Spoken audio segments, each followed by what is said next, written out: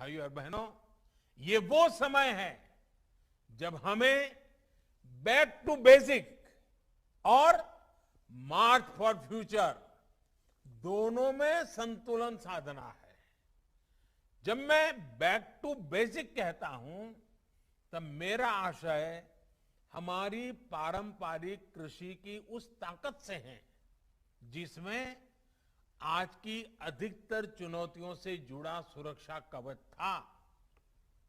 पारंपरिक रूप से हम खेती, पशुपालन और मत्स्य पालन एक साथ करते आए हैं।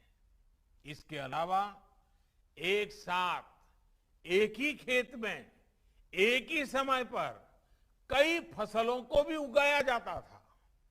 यानी पहले हमारे देश की एग्रीकल्चर मल्टीकल्चर थी, लेकिन ये धीरे धीरे मोनोकल्चर में बदलती चली गई। भिन्न भिन्न परिस्थितियों की वजह से किसान एक ही फसल उगाने लग गया। इस स्थिति को भी हमें मिलकर बदलना ही होगा।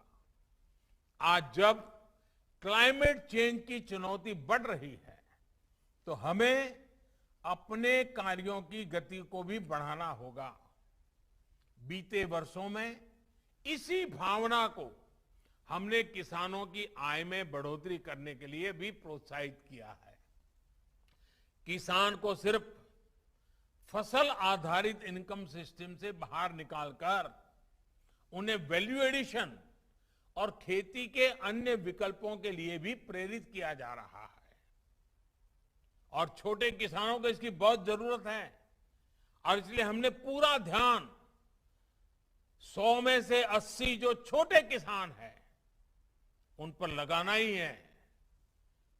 और हमारे किसानों के लिए इसमें पशुपालन और मत्स्य पालन के साथ साथ मधुमक्खी पालन, खेत में सौर ऊर्जा उत्पादन, कचरे से कंचन यानी इथेनॉल, बायोफ्यूल, ऐसे विकल्प भी किसानों को दिए जा रहे हैं।